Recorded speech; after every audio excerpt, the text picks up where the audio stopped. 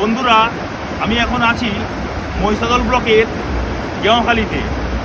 আপনারা শুনেছেন এই গেঁওখালিতে একটি জল শোধনাগার আছে।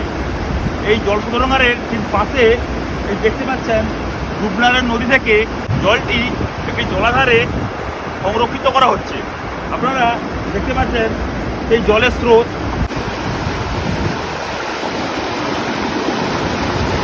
এই জলের স্রোতটা একবার দেখুন, জলের যে স্রোত।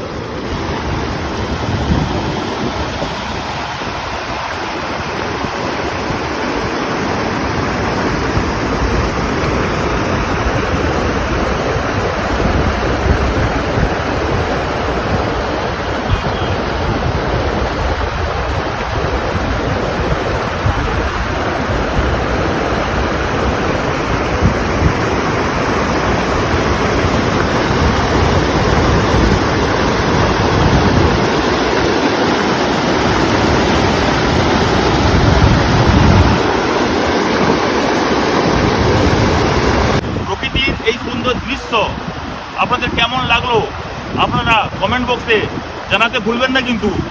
ধন্যবাদ।